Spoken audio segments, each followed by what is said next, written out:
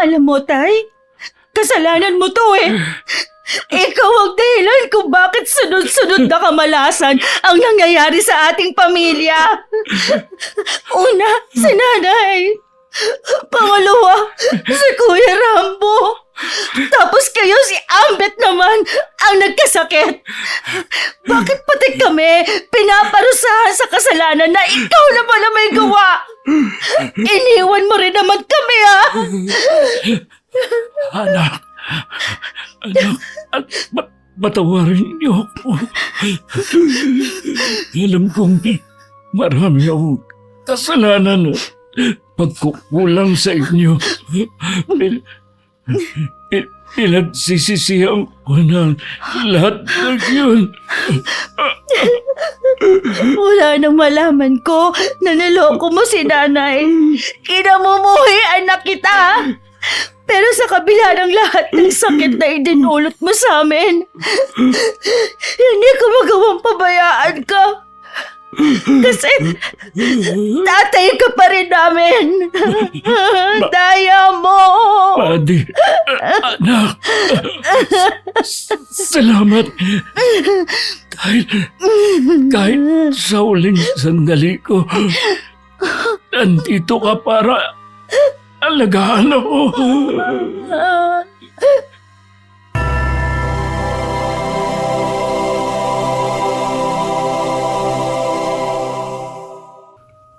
Mapagpalang araw po sa inyo, Ingkong, at sa inyong mga tagapakinig.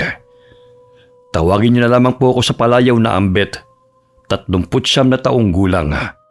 Kasalukuyang naninirahan sa bayan ng Pampanga. Katulad ng iba, meron din po akong kwento tungkol sa kulam na ibabahagi sa inyo. Isang kwento na hindi ko sukat akalain na mangyayari sa aming pamilya. 20 taon na nakakaraan. Lumaki ako sa simpleng pamilya. Isang guro si Nanay at isang engineer naman si Tatay. Bunso ako sa 3 magkakapatid. Habang lumalaki kami, nakasanay na namin na minsan lang umuwi si Tatay. Hindi lamang dahil sa trabaho niya, kundi umuwi ito sa bahay na nakakarelasyon niyang babae. Nay, happy birthday! Pinagluto ka namin ng pansit. Oh, Ambet, nasa na ang soft drinks? Ay! Ilagay mo na dito sa mesa. Sige ate, sandali lang. Pinilalamig ko pa. Umupo na po kayo, Nay. Alam naming pagod kayo galing paaralan. Teka, nasa na ba si Kuya? Kanina pa yun umalis ah. Ay, naku anak, nagabala pa kayo. Hindi nyo naman kailangan na maghanda pa. Matanda na ako. Sapat na sa akin na makasama ko kayong magkakapatid. Akala ko ba may trabaho kayo ngayon? Nag-change day off po ako, Nay. 1 beses ka lang magbe-birthday sa 1 taon. Ngayong may trabaho na ako, hindi pwedeng wala kang handa, no? Ate, nandito na si Kuya. Oh, Aba, ang laki ng cake ng dala niya, oh. wow! Maraming salamat sa inyo anak. Pinaghanda nyo talaga ang araw nito. Siyempre naman, Nay. Special day mo kaya ngayon. Oh, nandyan na pala si Tia Doloro. O bakit ang dami naman nilang dalang pagkain? Nagpatulong na po kami sa pagluluto. Hindi naman ako marunong magluto bukod sa pansit. Ate, uuwi kaya si Tatay? Huwag mo nang hanapin ng taong wala, Ambet. Uuwi yon kung kailan niya gusto. Sige na anak, magdasal na tayo. Para naman makakain ng tiyang at mga pinsan mo. Tugon ni Nanay upang maputol ang usapan tungkol kay Tatay. Sa aming 3 magkakapatid, si Ate Mading may matinding hininakit kay Tatay. Hindi ko rin naman siya masisisi dahil nahuli niya noon si Tatay sa mall na may kasamang babae sa mismong birthday niya. Simula noon ay lumayo na ang loob niya kay Tatay na nooy siyang itinuturing na prinsesa sa bahay. Hindi lamang isang nakarelasyong babae ni Tatay Ingkong. Bilang engineer at nakadestino sa iba't ibang lugar, ay mayroon talagang nagkakagusto sa kanya sapagkat matipuno ang kanyang pangangatawan at artistahin ang kanyang aura. Uy, nahuli na ba ako? Mahal, ito pala ang regalo ko sa'yo. Happy birthday. Mabuti naman at nakauwi ka, Jaime. Oh, umupo ka na rito't kumain. Ambet, bigyan mo nga ng pinggan ng tatay mo. Aba, ang sarap nitong pansit ah. Sino ba nagluto nito? Si Madi. Yan talagang special recipe niya at madalas niyang niluluto tuwing may okasyon. Ang sarap mo palang magluto, anak. Mapaparami ang kain ko nito ah. Paano nyo malalaman? Palagi naman kayong wala rito sa bahay. At kahit kailan, hindi kami nag-e-expect na dadalo kayo sa mga importanteng okasyon dito. Ah? Dahil para kayong kabute na susulpot kung kailan nyo lang gusto. Pasensya ka na, anak ha. Busy lang kasi ako sa trabaho eh. Hindi nyo na kailangan magpaliwanag. Alam naman namin na kailangan nyo talaga magdoble kayod. Dahil hindi lang kami ang pamilya ninyo, kundi marami ka pang anak na umaasa sa inyo. Madi, anak. Nay, kung pumunta siya rito upang bumawi sa atin, huli na ang lahat para matawag siya bilang isang ulirang ama't asawa. Anak, napag-usapan na natin to, hindi ba? Hayaan mo na muna makakain ng tatay mo. Malayo pang pinanggalingan niya eh. Sige po, tapos na rin naman na akong kumain eh. Doon na muna ako sa kwarto ko. Masasabi kong isang martir na asawa si Nanay Ingkong. Kahit ilang beses na siyang niloloko ni tatay, ay paulit-ulit pa rin niya itong pinapatawad. Dahil sa kagustuhan niya na mabuo ang pamilya namin. Ngunit simula nang mambabae si tatay, hindi naman kami nabuo, kundi patuloy lang kaming umaasa sa pangako na magbabago na siya. Gayunpaman, kahit nagkaroon na siya ng anak sa iba't ibang babae, umuwi pa rin naman siya sa amin. Dahil iba ko magmahal at mag-alaga si nanay. Lahat ibinibigay niya para sa mga taong mahal niya. Ambet, sabihin mo nga sa akin, alam mo bang uuwi si tatay? Hindi ate. Nagulat nga rin ako nang pumasok siya eh. Baka naman gusto lang din niyang surprisahin si nanay. Hiwalay na ba sila ng kabit niya? Kaya hinahanap niya ang kalinga ng tunay niyang asawa. Kapal naman talaga ng mukha niya, no? Na magpakita sa atin. Ate, di ba kinausap na tayo ni nanay? Sundin na lang natin ang hiling niya. Hayaan na lang nating umuwi rito si tatay. Dahil naniniwala rin siya na hindi pa huli ang lahat para magbago si tatay. Alam mo, Ambet, hindi ako katulad ni nanay na kailangan tanggapin na lang lahat kahit harap-harapan na lang tayong niloloko. Hindi naman ako kasing bait niya, no? Para kalimutan na lang ang lahat ng nagawang kasalanan ni tatay sa atin. Alam ko, dahil nagmana ka sa katigasan ng ulo ni tatay. Kahit kailan hindi ako gagaya sa kanya, no? Minsan na rin kaming kinontak ng kapatid namin na anak ni tatay sa ibang babae. Sa pamamagitan ng friendster pa noong 2009, 1 taon ang tanda niya sa akin at kamukha siya ni Kuya Rambo. Sinabi niya sa amin na namatay ang kanyang ina noong nasa high school pa lamang siya at naiwan siya sa pangangalaga ng kanyang lola. Nagkita kami ng personal. Napag-alaman din namin na matagal nang nahinto ang sustento ni tatay sa kanya. Mas lalong humanga kami sa katatagan ni nanay dahil napag-alaman namin na pinadalhan niya ng pera si Gianna nang minsan itong humingi ng tulong sa kanya dahil wala itong pambayad sa graduation. Ate, baka naman talagang nagbago na si tatay. Kaya kausapin mo naman siya ng maayos. Ay naku! Simula nang makita ko siyang may kasamang babae noon, hindi ko na naalis ang inis ko sa kanya. Paano pa niya nagawang lokohin si nanay? Hindi yun nagpabaya sa atin kahit kailan. Ate, paano kasi yung mga babae mismo ang lumalapit sa kanya? Siyempre, lalaki siya, marupok.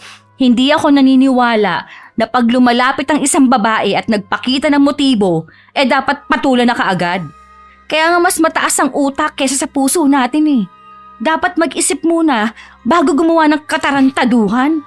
Paano ba naman kasi? Ate, pogi si tatay. Naku ha, Kaya ang dami nagkakandara pang babae sa kanya. hindi yan excuse para magloko. Kaya ikaw, Ambet, wag na wag mo siyang gagayahin dahil ako mismo ang makakaaway mo. Ako? Naku, ate naman oh. Yun ang hindi ko gagawin. dahil nakita ko kung paano umiyak si nanay ng palihim.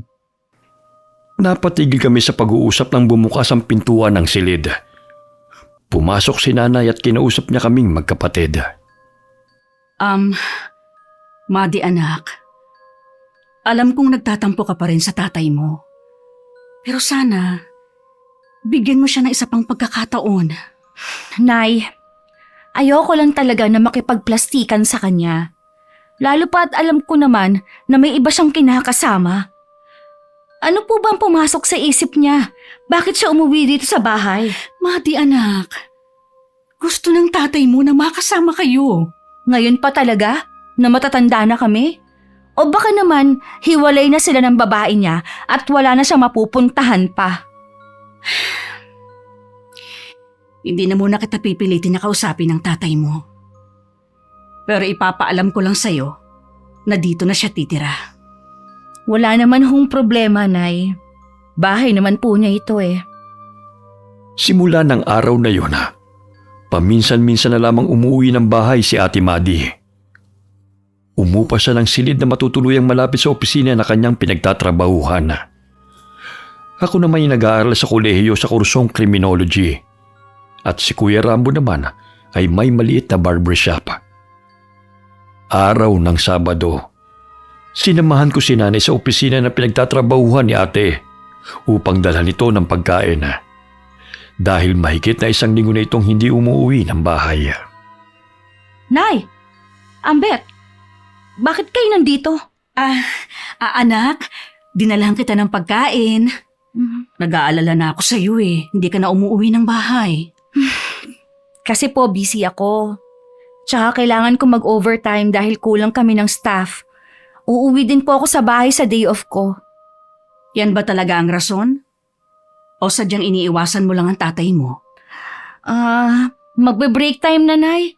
Doon na po tayo mag-usap sa kantin. Tila batang paslit na sinusuyo ni nanay si Ate Madi upang umuwi ng bahay. Naaawa na rin ako kay nanay dahil halos araw-araw niya kaming kinakausap na magkakapatid na bigyan ng pagkakataon si tatay. Sige na ate, umuwi ko na sa bahay oh. Namimiss na kita eh. Ako ba talaga ang na-miss mo? O ang pasalubong ko sa'yo? Di sige, pareho. Sige na ate, umuwi ka na. Namimiss na talaga kita eh. Sabay-sabay tayo magsimba sa linggo, anak. Pati ang Kuya Rambo mo, sinabihan ko na rin. Alam mo, nung maliliit pa kayo, kompleto tayo nagsisimba tuwing araw ng linggo. Yun ang panahon na wala pa tayong kaalam-alam na naglolo ko si tatay. Ate naman eh, sige na, pumayag ka na. Oo na nga. Uuwi na ako mamaya pagkatapos ng trabaho ko. Sige, susunduin kita mamaya ate para siguradong uuwi ka sa bahay. Pumayag na lamang si ate sa kagustuhan ni nanay kahit napipilitan lamang siya. Muli kaming nakumpletong magsimba at kumain sa hapag tuwing araw ng linggo. Ngunit naging mailap pa rin si Ate Madi kay tatay. Isang tanong, isang sagot lamang siya. Isang umaga, habang nagtuturo si nanay sa paaralan, bigla na lamang siyang natumba. Ngumiwi ang kanyang bibig at nawalan siya ng malaya. Dali-dali siyang isinugod sa ospital ng kapwa niya, mga guro. Ate! Kumusta si nanay? Tinawagan kasi ako ni Ma'am Elaine eh. Na-stroke siya. Ha? Nandun siya sa emergency room. Pupuntahan ko muna siya. Anak, di ba may pasok ka pa? Ako na lang ang magbabantay sa nanay niyo. Hindi na po ako papasok, tay. Dito na lang po ako. Umupo ka na muna rito, anak. Nahihilo ako sa pabalik-balik mo eh. Maya-maya babalitaan din tayo ng ate mo. Regular naman pong nagpapacheck up si nanay. Wala naman po siyang high blood. Pero tay, bakit puro siya na stroke? Baka may sakit na siya noon pa. Pero hindi lang niya sinasabi dahil ayaw niya mag-alala kayo. Makalipas ang 2 linggo, nakalabas si nanay sa ospital. Hindi na siya nakakapagsalita ng maayos at makakilos katulad ng dati. Si tatay ang nag-alaga sa kanya sa tuwing wala kami sa bahay. Doon ko napagtanto na siguro kaya gusto kaming pagbatiin ni nanay ay dahil may iniinda na siyang sakit. Ambet, Madi, ako lang bahalang mag-alaga sa nanay ninyo. Magpahinga na kayo. May trabaho at pasok pa kayo bukas. Mamaya na po ako matutulog. Gusto ko pa makasama si nanay. Anak, alam kong masama ang loob mo sa akin pero gusto kong sabihin sa iyo na mahal ko kayo. Ano ba talaga ang dahilan? Bakit umuwi pa kayo rito? Sa tagal ng panahon na wala ka, nabuhay naman kami. Baka naman itinakwil ka na ng mga nakarelasyon mo. Kaya si nanay agad ang naisipan mong balikan. Dahil alam mo na kahit anong mangyari, tatanggapin ka niya. Anak, maniwala ka man o hindi. Nagbago na ako. Gusto ko na kayong makasama. Kahit anong gawin ni tatay, naging matigas pa rin si ate. Ngunit kami ni Kuya Ramboy unti-unting naging malapit kay tatay. Nakakausap namin siya. Nakakasama sa panonood ng pelikula sa DVD. Maging ang dalawang anak ni Kuya ay naging malapit sa kanya. Ambet, anak, maraming salamat sa pagtanggap niyo sa akin. Ha? Alam ko na ang dami kong pagkukulang sa inyong magkakapatid. Kaya gusto kong makabawi sa inyo. Tay, kalimutan na po natin yung nakaraan. Ang importante sa ngayon, nakakasama na namin po kayo. Siya nga pala, yung pagkain na babaunin mo, inihanda ko na sa mesa. Papakainin ko pa kasi nanay mo eh. Ha? Sige po, salamat po tay. Aalis na po ako. Inaamin ko, nangungulila ako noon sa ama. Ang sarap pala ng pakiramdam na mayroong tataya. Pinagluluto niya kami at inalagaan niya si nanaya. Ngunit makalipas ang isang buwan ay muli na namang na-stroke si nanaya. Sa pagkakataong yun, hindi na siya nakaligtas. Binurol siya sa bahay. Nakakapanghinayang dahil kung kailan unti-unti kaming nabubuo ay pumanaw naman siya. Araw-araw na umiyak at humihingi ng tawad si tatay sa harapan ng kabaong ni nanaya. At nararamdaman kong sinseridad niyang yun. Ngunit si ate, tahimik na nakatingin kay tataya. Makalipas ang isang buwan na mailibing si nanaya, nadisgrasya naman si kuya. Nabangga siya ng sasakyan habang sakay ng motorsiklo. Agad siyang sinugod sa ospital. Umiyak na si ate at napalingon ito kay tataya. Alam niyo ba? Simula nang bumalik ka rito, sunod-sunod na kamalasan ang nangyayari sa amin. Kakalibing lang ni nanay. Tapos si kuya naman ang nadisgrasya. May dala kang malas sa aming buhay. Ate, hindi naman ginusto ni tatay na madisgrasya si kuya. Ang sisihin natin, yung kaskaserong driver na bumangga sa kanya. Hindi. Nararamdaman ko simula nang umuwi siya sa bahay, bigla na lang may nangyayaring hindi maganda. Ate, pwede ba kumalma ka nga? Ate, aksidente yung nangyari. Walang kasalanan si tatay. Paano kung kakalma? Komato si kuya at nasa critical na kondisyon siya. Hindi natin alam kung kailan siya magigising eh. Simula nang tumuntong sa bahay si tatay, nagkandaletse-letse na buhay natin. Tahimik at pigil ang iyak ni tatay dahil siyang sinisisi ni ate sa mga nangyayari. Kahit alam naman namin na wala itong kasalanan sa pagkadisgrasya ni kuya. Isang buwan na kaumato si kuya at binawian din ito ng buhay. Bakit nangyayari sa atin to? Kamamatay pala ni nanay. Tapos sumunod naman si kuya. Ate, sige na, tumahang ka na. Teka, itong tubig uminom ka muna. Sana, hindi na lang siya bumalik dito eh. Sana, buhay pa kayo si nanay at kuya. Ate, huwag mo sabihin yan. Hindi naman ginusto ni tatay na mamatay sila. Hindi pa man naililibing si kuya, nagkasakit naman ako, Ingkong. Hindi namin alam kung nagkataon lamang o sinasadyang pahirapan kami. Binisita ako ni Gian sa ospital at isang kapatid namin. Kasama niya si Lola Pura. Gian, Lola, salamat po sa pagbisita.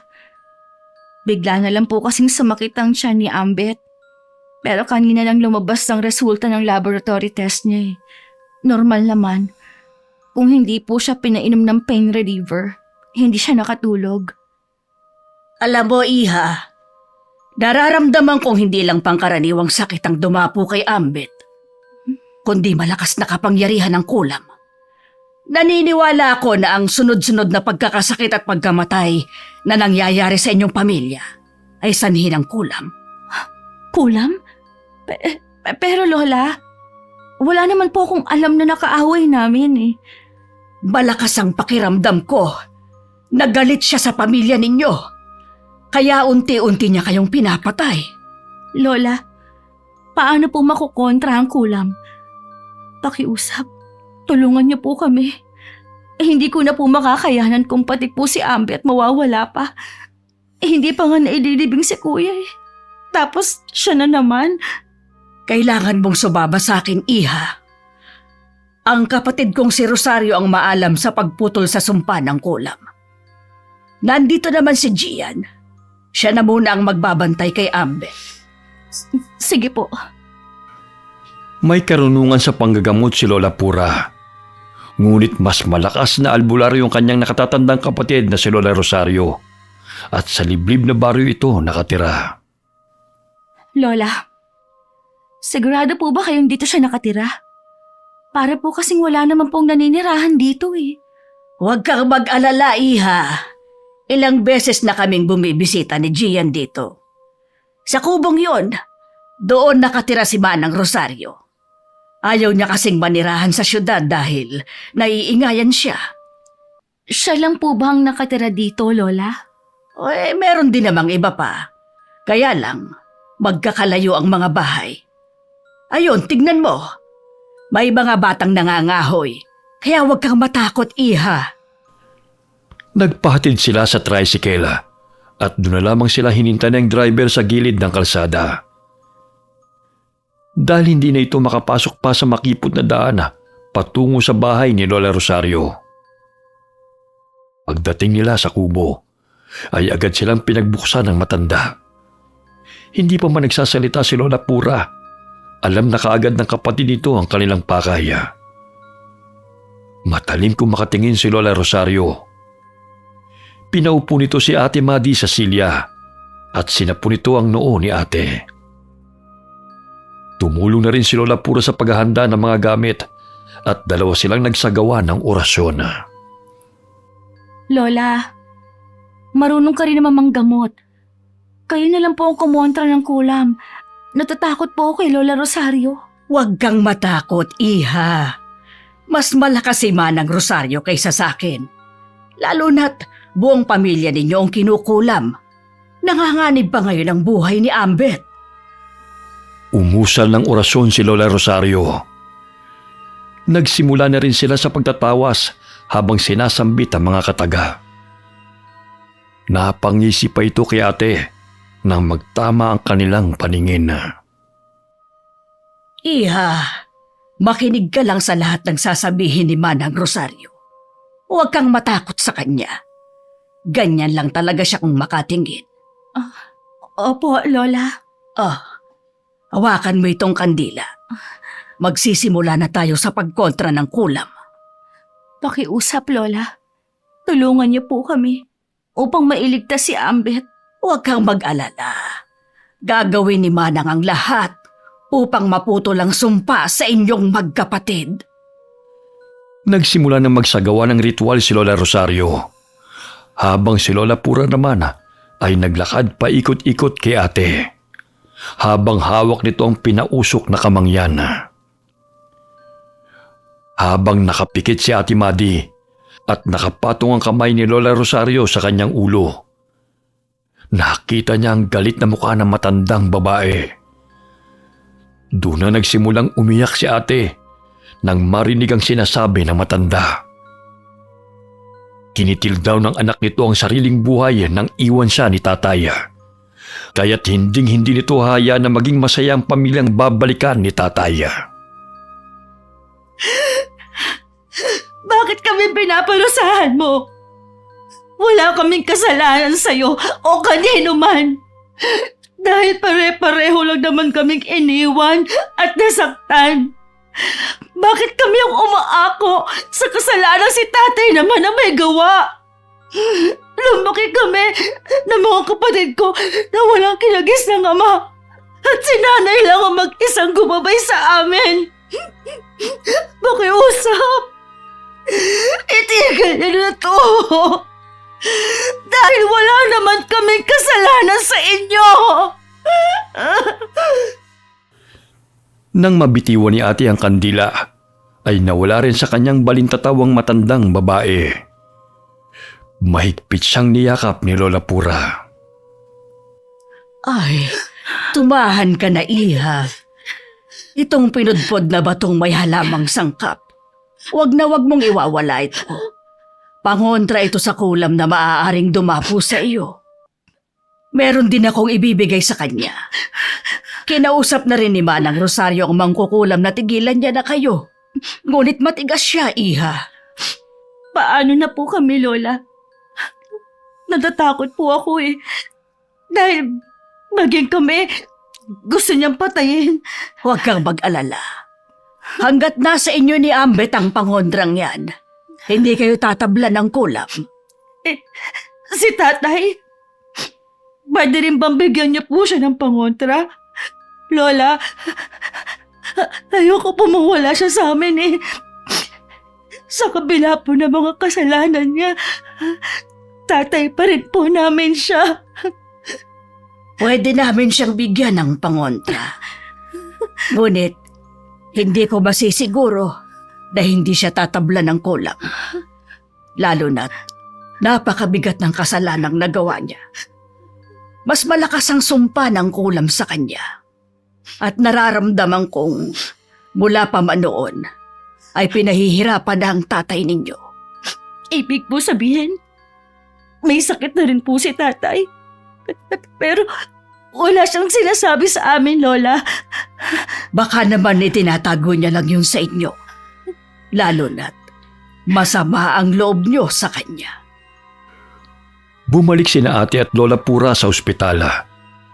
Nagising na rin ako at hindi na muling sumakit ang aking tiyana. Kinabukasan ay nakalabas na rin ako ng ospitala. Makalipas ang ilang buwan, matapos na mailibing si Kuya Rambo, naging panatag ang aking kalooban dahil walang nangyaring masama sa amin ni ate. Kagaya ng sinabi ni Lola, palagi kong dinadalang ibinigay niyang pangontra sa kulama. Si Gian ang sumalo sa barbershop ni Kuya Rambo dahil pareho sila ng kinahiligan. At sayang din kung mapupunta pa sa iba ang shop. Doon na rin siya nakatira sa bahay kasama namin ni tatay. Si Ate Madi naman ay madalas na rin umuwi sa bahay tuwing day off niya. Ate, birthday pala ni tatay sa susunod na linggo ha. Ano, uuwi ka ba? Okay. Ano bang plano niyo dyan ni Gian? Magpapaluto kami kay Tiang Dolor. Kahit siguro 2 putahe lang, ayos na yun. Ambet, may napapansin ka bang kakaiba sa ikinikilos ni tatay? Ha? Yung tipong may nararamdaman siyang sakit sa katawan? Wala naman ate. Bakit? Masigla naman siya nakikipaglaro sa mga apo niya eh. Nag-aalala kasi ako na baka may sakit siya at bigla na lang mawala katulad ni nanay. Ate, napapansin kong panayang kumusta mo kay tatay ha. Masaya ako nag-uusap na kayong dalawa. Maikli lang ang buhay para pairarin ko ang galit. Kahit bali-baliktarin man natin ang mundo, tatay pa rin natin siya. Dahil sa mga itinuro ni nanay sa atin, kaya hindi ko magawang magkimkim ng sama ng loob sa kanya habang buhay. Ate, sandali ha. Parang si tatay yung sumisigaw ah. Halika, puntahan natin siya. Dali! Mula sa kusina'y dali-dali kaming tumakbo ni Ate Madi patungo sa sala. Nadat na naming nakahawak siya sa kanyang tiyana, habang ang dalawang maliit na pamangking ko'y inalalayan siyang tumayo. Aray! Ang sakit ng tiyan ko. Tay! Tay! Tay! Ano po nangyayari sa inyo? Dadalhin po namin kayo sa ospital. Huwag niyo na akong alalahanin pa, mga anak. Maya-maya, kapag nakainom ako ng gamot, matatanggal din tong sakit. Matagal na po ba ninyong nararamdaman yan, Tay? Ayos lang ako, anak. Ayos lang. Huwag niyo na akong intindihin pa. Anong wag intindihin? Namumutla na po kayo at nahihirapan ng huminga, oh. Bakit hindi man lang kayo nagsabi sa amin na masama ang pakiramdam nyo? Anak, ang dami ng atraso ko sa inyo. Ayoko na kayong istorbuhin at mag-alala pa sa akin. Acid. Malamang acid lang to. Ambet! Bilisan mo! Magpatawag ka ng tulong! Nawalan lang malay si tatay! Sige! Sa tulong ng kapitbahay naming si Mang Nestor, ay dinala namin si tatay sa ospitala, sakay ng taksing pinapasada nito. Dali-daling pinasok si tatay sa emergency room at agad siyang inasikaso ng doktora. Napag-alaman namin na ang daming sakit ni tatay, lung cancer, prostate cancer, at may kidney disease pa siya. Nasa high risk at masasabi kong bigla ng resulta ng mga laboratory test niya. Parang biglaan naman ang sakit ni tatay. Wala naman akong napansin na okay ba sa kanya. Hindi kaya kinulam ulit si tatay? Ha? Ate, di ba naputol na ang kulam nung magpagamot tayo kay Lola? Sa atin, naputo lang sumpa. Pero kay tatay, lahat bumalik ang kulam. Dahil ang sabi nun ni Lola, gagawa ng paraan ng mangkukulam para makaganti kay tatay. Ha? Nakaligtas man tayo, pero siya hindi. Ate, humingi tayo ng tulong kay Lola Pura. Baka naman maagapan pa si tatay. Pinuntahan namin si Lola Pura, ngunit sinabi niya sa amin na hindi na nito matutulungang maisalba si tataya. Dahil sa kanya lahat bumalik ang kulam, nasanay pati kami ni Ate Madi damay sa ritual na sinasagawa ng mangkukulam. Isang buwan na namalagi si tatay sa ospitala, hanggang sa payuhan kami ng doktor na maaari siyang lumabas upang sa bahay na lamang magpahinga. Yun din naman ang kanyang hiling dahil wala nang lunas ang sakit niya. Salitan kaming tatlo sa pagbabantay sa kanya. Mga anak, maraming salamat sa lahat. Patawarin niyo ako sa lahat ng pagkukulang ko sa inyo. Tay, kung nahihirapan na po kayo, huwag niyo na po kaming alalahanin pa. Magpahinga ka na po. Matagal ka na naming pinatawad. Mahal ko kayo. Mahal ko kayo. Anak. Kahit kailan, hindi naman po nawalang pagmamahal namin sa inyo eh. Nagtampo, naghalit kami. Pero kayo pa rin po ang tatay namin. Na minsan ko nang ipinagmalaki nang bata pa ako. Napapikit si tatay habang tumutulo ang kanyang luha. Ngunit masisilayan ang saya sa kanyang mukha ng sandaling yun. Unti-unting humina ang tibok ng kanyang puso. Hanggang sa tuloy na siyang binawian ng buhay. Ate, wala na si tatay. Paano Kung isa na naman sa atin ang susunod. Ang sabi ni Lola Pura sa akin noon, mapuputo lang sumpa ng kulam kung wala na si tatay. Galit na galit talaga siya kay tatay, ate. Nakita mo ba yung itsura niya nang makausap mo siya? Hindi ko na maalala. Ang pagkakaalam ko, nanay siya ng nakarelasyon ni tatay. Matandang babae, na galit sa kanya. Dumalo si Lola Pura sa libing ni tatay.